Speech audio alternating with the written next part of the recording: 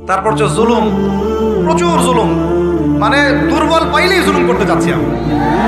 যদি দেখি ও আমার চেয়ে একটু দুর্বল, আমি জুলুম না করলে পেটের ভাত হজম হচ্ছে না। জুলুম করাটাকে আমরা ক্রেডিট মনে করি যে আমি জিতে গেলাম। আরে ভাই, কালকে আমাদের মাঠে কি হবে আপনার আমার অবস্থা?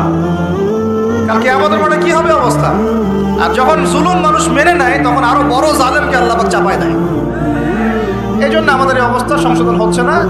ইল্লা মাশাআল্লাহ, আল্লাহ যে কবে করবেন আল্লাহ ভালো। তবে বিশ্বাস করেন, আপনারা বলেন যে এখন মুসলিম প্রধান দেশ, আমি একটা স্টেটমেন্ট দিয়ে দিচ্ছি এখন বসে বসে, এখন এটা হচ্ছে একটা মুনাফিক প্রধান দেশ। প্রমাণ করতে চাইলে আমার সাথে বসেন। মুনাফিকের আলামত যে কয়টা আছে, কি এক নাম্বার কি? কথা বললেই মিথ্যার উপর দাঁড়ায় আছেন সবগুলো। দুই নাম্বার, আমানত রাখলেই খেয়ানতের উপর খেয়ানত। কিছু কিছু বড় বড় জায়গায় এমন কিছু মানুষকে বসায় দেওয়া হয়েছে যাদের মনে হয় ইসলামের নাম শুনলেই ভিতরে মানে তেলে বেগুনে জ্বলে ওঠে। কেমন ইসলাম শব্দটা শুনলেই গায়ে জ্বালা শুরু হয়। বেশি দিন নাই ইনশাআল্লাহ, হয় আল্লাহর গজবে এগুলো ধ্বংস হবে, অথবা ইনশাআল্লাহ তাআলা আবাবিল পাখি তো আর আসবে না পাথর ছুটতে। আবাবিল তো পাখির নাম না, আবাবিল মানুষের ঝাঁকে ঝাঁকে। এটা তো ওই আবরাহার বাচ্চা আবরাহার যুগ না যে আবাবিল আসবে আর পাথর ফেলবে। আসবে, পাথর ফেলার প্রজন্ম তৈরি হবে ইনশাআল্লাহ। মূল সমস্যাই হচ্ছে করাপশন, দুর্নীতি। মূল সমস্যাই এটা যদি না থাকতো, সারা বিশ্বে বাংলাদেশকে টক্কর দেওয়ার মতো কান্ট্রি খুব কমই থাকতো। কে না জানে এগুলা? সবাই জানে, আর আমরা মেনেও নিয়েছি এগুলা। ভাই চুপচাপ মনে মনে মেনে নিয়েছি যে ওইখানে গেলে এত দেওয়া লাগবে, ওইখানে এত না দিলে আমার এটা হবে না, ওইখানে এটা দিতে হবে, ওইখানে এটা করতে হবে। আমরা মেনেও নিয়েছি মাশাআল্লাহ। মনে করেন আমি একজন ইমাম সাহেব, আমি যদি আমার দায়িত্বে পালন ঠিক মতো না করে আমিও খেয়ানতকারী। এই যে লেকচার দিতে বসছি, এখন আমি যদি চিন্তা করি যে ডাইনে বামে কথা বলে সময় পার করে দেই, সব কথা বলার দরকার নাই, বললে আবার এটা সেটা, আমি হচ্ছে এখানে এই চেয়ারের খেয়ানতকারী। প্রত্যেকটা ক্ষেত্রে চলতেছে এগুলো। 3 নাম্বার হচ্ছে যখনই ওয়াদা করে, কি করে বলেন তো? কয়জন ওয়াদা রাখি আমরা? কোন কোন সময় দেখা যায় অমুসলিম ওয়াদা রাখছে, মুসলমান রাখে নাই। দুধ কিনতে যাবেন, আমরা হিন্দু ভাইয়ের দোকান খুঁজতেছি, ও পানি মিশাবে না, আপনার কনফিডেন্স তৈরি হয়ে গেছে। মুসলমানের দোকানে যান না, কেন? ও পানি মিশাবে। কি একটা অবস্থা, কি একটা অবস্থা! নবী সাল্লাল্লাহু আলাইহি ওয়াসাল্লাম একদিন এভাবে লেকচার দিচ্ছেন, মানে খুতবা দিচ্ছেন। একজন দাঁড়িয়ে বলছেন, সাহাবী, যে কবে কিয়ামত হবে ইয়া রাসূলুল্লাহ? তিনি বলছেন যে যখন দেখবা যে অনুপযুক্ত ব্যক্তির হাতে দায়িত্ব অর্পণ করা হয়েছে, তখন ফান্তাজুরিস সাআ, কিয়ামতের অপেক্ষা করতে। আমরা এই যুগে বাস করতেছি না? এমন করে পাপ নাই এই শহরে হচ্ছে না। মূল পাপ কয়েকটা হচ্ছে। 1 নাম্বার হচ্ছে শিরক। কি হচ্ছে? তারপরে হচ্ছে প্রতারণা। নবী সাল্লাল্লাহু আলাইহি ওয়াসাল্লামের কথা কি মিথ্যা? তিনি বলছেন কিয়ামতের মাঠে বহু মানুষ উঠবে উহুদ পাহাড়ের সমান নেকি নিয়ে। একেবারে উহুদ পাহাড় দেখছেন আপনারা? কেউ অনলাইনে দেখে নেন, বিশাল পাহাড়। জানাজার নামাজে শরীক হইলে 1 কেরাত নেকি হয়। 1 কেরাত মানে 1 উহুদ পাহাড় সমান। আর মাটি দিয়ে আসলে আরেক কেরাত নেকি হয়, মানে আরেকটা উহুদ পাহাড়ের সমান। উহুদ পাহাড়ের সমান আরো উঁচু উঁচু নামাজের নেকি, যাকাতের নেকি, হজের নেকি, উমরার নেকি নিয়ে উঠবে বহু মানুষ। আমরাই হয়তো বা তারা, আল্লাহ পাক আমাদেরকে মাফ করুন। ওঠার পরে বহু মানুষ সামনে দাঁড়ায় থাকবে।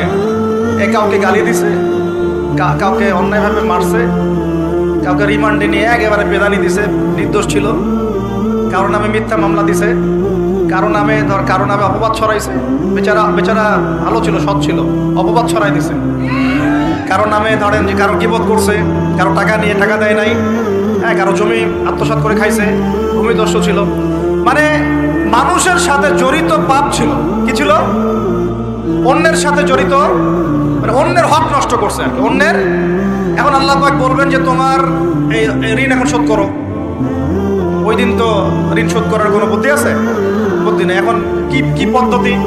ফেরেশতাদেরকে বলা হবে এই ব্যক্তির আমলনামায় যে নেকিগুলো আছে, নামাজের নেকি, রোজার নেকি, হজের নেকি, যাকাতের নেকি, এইগুলা দিয়ে ওদের আমলনামা ভর্তি করো যারা পাওনাদার দ্বারায় আছে।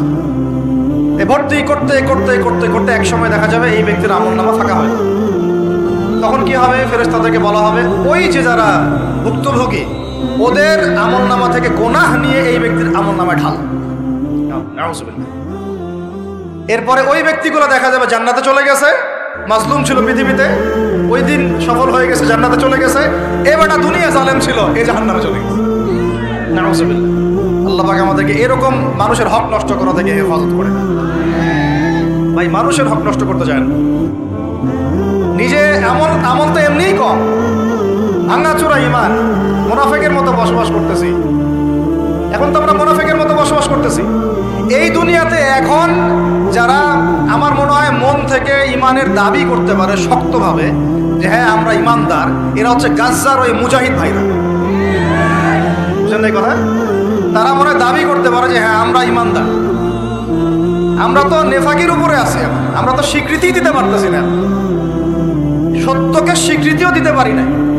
বরং আমরা মানচিত্র থেকে ফিলিস্তিনের মানচিত্র উঠাই দিলাম, দিয়ে যারা জালেম ওদেরটা প্রতিষ্ঠা করলাম। ওইটাও পাঠ্যপুস্তকে আসছে। আপনারা তো শুধু একটাই শুনে বসে আছেন, একটাই শুনে আছেন না আপনারা? শরীফ শরীফা তো আছেই, এইটাও একটা ইস্যু ছিল। আল্লাহ পাক আমাদেরকে চোখ খুলুন, আল্লাহ পাক আমাদের চোখ খোলার তৌফিক দান করেন। আর ভাই বাইরের চোখ তো সবারই খোলা, ভিতরের চোখটা খোলার তৌফিক দান করেন। আমি অনেক ভিতরে চলে আসছি, বুঝাইতে চাচ্ছিলাম যে এই বিশ্বে এখন আল্লাহ পাককে সার্বভৌম ক্ষমতার অধিকারী মানা হচ্ছে না। এটা হচ্ছে বৈশ্বিক শিরক। রাজনৈতিক ক্ষেত্রে আমরা আল্লাহর সার্বভৌমত্ব মানছি না, অর্থনৈতিক ক্ষেত্রে আমরা আল্লাহর দেয়া বিধান মানছি না, শিক্ষা ক্ষেত্রে আমরা আল্লাহ পাকের দেয়া শিক্ষানীতি মানছি না, সংস্কৃতির মধ্যে আমরা আল্লাহর সংস্কৃতি মানছি না, ব্যক্তি জীবনে, ইবাদতের জীবনে, পারিবারিক জীবনে, সামাজিক জীবনে আমরা আল্লাহ পাকের সার্বভৌমত্বকে বাদ দিয়ে মানুষের সার্বভৌমত্ব প্রতিষ্ঠা করেছি। আর আমরা তেলাওয়াত করতেছি তাবারাকাল্লাযী বিয়াদিহিল মুলক, আবার পড়তেছি কুলিল্লাহুম্মা মালিকাল মুলক, হে বলুন হে রাজত্বের অধিকারী, তুতিল মুলকা মান তাশা ওয়া তানজিউল মুলকা মিম্মান তাশা। আর তো জানেন না আপনারা, সূরা আলে ইমরানে আছে। তো আমাদের কথা আর বাস্তবতার মধ্যে অনেক ফারাক। আল্লাহ পাক আমাদেরকে কোরআন গভীরভাবে অনুধাবন করার তৌফিক দান করেন। খালি তেলাওয়াত করলেই হবে না ভাই, এর অর্থটা জানতে হবে। অর্থ না জানলে পরে তেলাওয়াত করলে নেকি হবে না, এটা বলি নাই আমি। বলেছি শুধু তেলাওয়াত করলেই পুরো হক আদায় হয় না, শুধু তেলাওয়াত করলেই পুরো হক আদায় হয় না, 100 বার হয় না। আবার বলতেছি শোনেন ভালো করে, তেলাওয়াত করলে প্রত্যেক হরফে 10 নেকি হয়, কিন্তু শুধু তেলাওয়াত করলেই কোরআনের সম্পূর্ণ হক আদায় কোশ্চিনকালেও হয় না। এই যে অর্থগুলো না জানলে আপনি কিভাবে বাস্তবায়ন করবেন, বুঝবেন কিভাবে কি বলেছেন আল্লাহ পাক কোরআনে?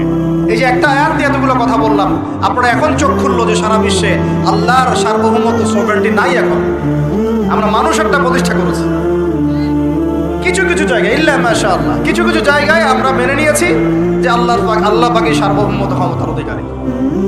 এখন তো এটা মানুষের হাতে উঠে নিয়েছেন। আল্লাহ পাক আমাদেরকে পাঠাইছেন দুনিয়াতে তার খলিফা হিসেবে। কি হিসেবে? আল্লাহর খলিফার কাজ কি? শয়তানের দাসত্ব করবে না আল্লাহর? বলেন, আল্লাহর খলিফার বৈশিষ্ট্য কি, ফাংশন কি? সে কি শয়তানের দাসত্ব করবে না আল্লাহর?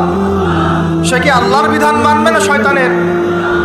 সে কি আল্লাহর সার্বভৌমত্ব মানবে না শয়তানের? তাহলে আমরা আল্লাহ পাকের কয়টা বিধান বাস্তবায়ন করতে পারছি? একজন আমাকে খুব কড়া ভাষায় বলছিলেন একদিন যে আপনি প্রথম ব্যক্তি মনে হয় বলেছেন ঢাকা হচ্ছে যে সিটি অফ আখিরুজ জামানে।